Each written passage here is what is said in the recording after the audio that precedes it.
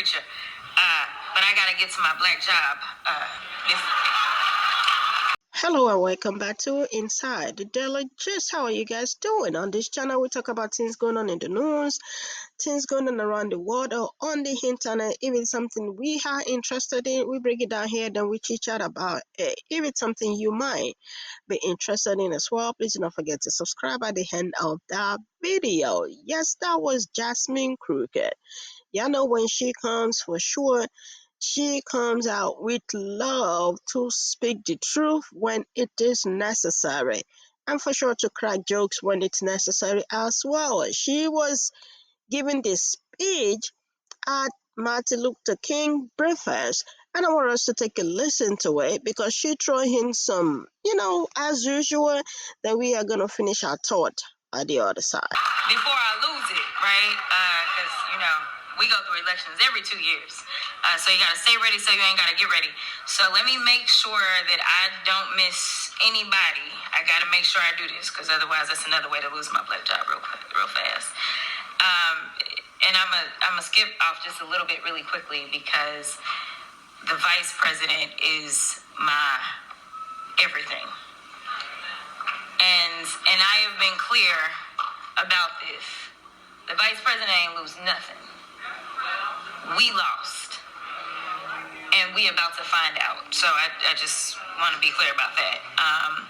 And happy Founders Day to all the AKAs. Jesus Christ.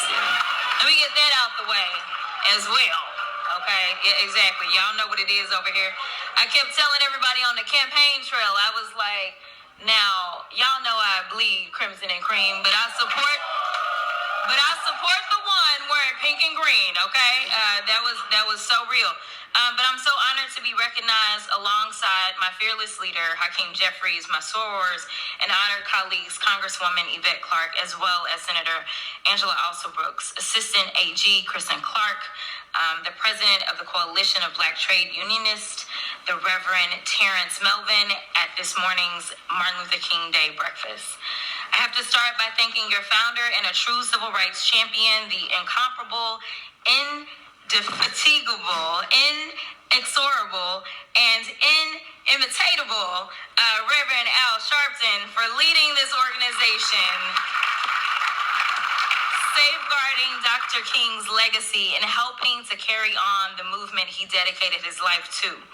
I also want to thank the honored co-chairs of this event, Martin Luther King Jr. III and Andrea Waters King. It's not Junior the third, but that's what they put. It's just the third. Anyway, to even hear my name alongside yours is humbling. And just so we met a few years ago. If some of you recall, when I was in the state house, we left the state house, and it was all about voting rights. And I ended up at the MLK statue. And who was there but these two amazing souls?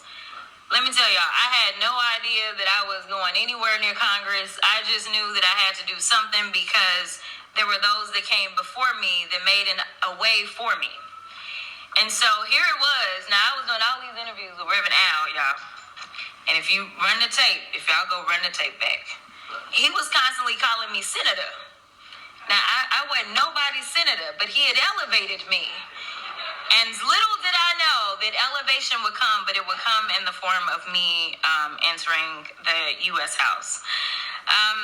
Nevertheless, in moments that feel so dark and uncertain for so many of us, where we feel we are moving backwards instead of forward, I find strength in the words of the late Reverend Dr. King. Press on and keep pressing. If you can't fly, run. If you can't run, walk. If you can't walk, crawl. Throughout my career as a public defender, a civil rights attorney, and an elected representative in both the Texas State House and now in the People's House here in D.C., I can admit I have felt impatience at how slow the wheels of change move in this country. But it is that impatience that has helped to fuel my fight to make the United States of America live up to its own promise of liberty and justice for all. If I try to imagine walking alongside Dr. King, Ella Baker, Bayard Rustin, and Rosa Parks, I know they would feel that burn of impatience and righteous anger just like I do today. But the late, great Congressman John Lewis put it best. Change often takes time. It rarely happens at all at once. February 20th was going to be the swearing in of their beloved leader, as well as the day that we honor the legacy of Dr. King. And so I said, I know some of y'all think that when we say civil rights, it just means black folk. Let me clarify the definition of civil rights. And so I defined for them what civil rights look like, but I also told them the story of sitting on the plane traveling with Lucy Baines Johnson. Lucy Baines Johnson showed up to honor the life and legacy of President Carter. And as I sit here and we sit here in the legacy of Dr. King, I had to tell this story that Lucy Baines shared with me because there's only stories that certain folk can pass down. And I had the benefit of flying with her, and I had met Lucy Baines a number of times, but this time we actually had some time because we were stuck on a plane for about 3-4 hours.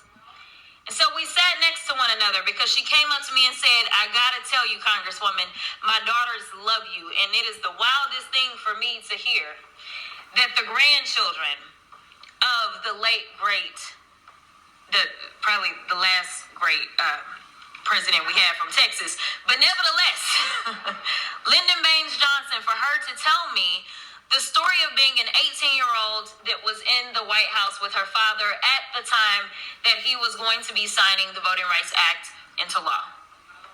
Now, all the civil rights leaders were there, y'all. She told me about the civil rights leader, and she told me that her father had this amazing handwriting, and this was the only time that the handwriting was bad on any bill because he was giving everybody signing pens, and so he was just doing a little bit, and then you got a pen, and he was handing them out because he really wanted all the civil rights leaders to get a signing pen. But she also told me that the very first signing pen that he handed out was to the Republican leader, or the opposition leader. I don't know if it was a Republican or not, because y'all know things was a little funny back then. But we've had to wait a long time for change. For every step forward we take, we have been pushed 2 steps back. 5 steps, hell, even 10 miles sometime. But Dr. King would remind us that it doesn't matter how long the road is, just as long as we keep walking. Thank you for this honor, and remember, it's up to us to continue pushing back against extremism while ensuring the voices of our most vulnerable neighbors never fall on deaf ears. And as we discuss fights and pushing, I know some of y'all saw what happened yesterday. I just have to address the elephant in the room every once in a while. Y'all know somebody tried to fight me. Me pulling off my glasses is the equivalent of me pulling off my earrings. I just want y'all to know. Y'all. Or as some say, child. I hold you. As some would say, child, you got me messed up. Nevertheless, I just want y'all to really understand what that moment is about, because what did not go viral was the fact that I was actually sitting there trying to remind my colleagues of the legacy of Dr. King. Yeah, that's right. I was trying to introduce or reintroduce, I was trying to provide an amendment that would allow for the Civil Rights Subcommittee and oversight to be reintroduced. And oversight, that's what it was about. Okay? And I didn't pick on nobody. I didn't start none, okay? Instead, what I said was that tomorrow, being today, was going to be Dr. King's actual birthday. And on the minority leader who had stood against this legislation, who had finally come on board. And so she said, why would you give it to him first? And he said, because it was hardest for him. So that's why I gave it to him first. But more importantly, she didn't really want to go to the signing because she was 18 and it was going to be inconvenient for her. Because he decided that he was going to do the signing over in Congress. And so she said, Daddy, why do we have to go over there? And she said that he said to her, Little one, you have to understand that these members have a level of courage that means that them voting for the Voting Rights Act, they knew they were not coming back. So I asked my colleagues to channel just a fraction of the courage that members in the House possessed in the 1960s and allow us to just have the subcommittee on civil rights. That is what I did, and then it turned into trans folk, and then y'all know it just went completely left. But I do want to be clear that the substance of what I was trying to do did not go viral. But I want y'all to know that every day that I walk in those halls, regardless of whatever rhetoric they put out about me, I am a very serious lawmaker. At the same time, if you try me, you will find out. I just want to be clear about that because I am truly a black woman at the same time. So I say thank you and God bless, and I do mess with the real Republicans. Yes, that was Jasmine Crooked laying it out what she was not given the opportunity to lay out yesterday. So she used this Martin Luther King breakfast, Martin Luther King Jr. breakfast. She used this platform to lay it out, which was, y'all know, the Martin Luther King birthday is in January, and we are in January, right? So I think she wanted to bring up a bill which they've agreed that that's what they're going to come on the floor to talk about. But Nancy Mays used the opportunity to talk about something else, and Jasmine Crooked was trying to like bring her back to the topic, and everything was just boom. You know what I mean? They just went on. I mean, Nancy Mays went on Jasmine Crooked. Y'all can watch it on my channel. You know what I mean? What actually happened yesterday between Nancy Mays and Jasmine Crooked.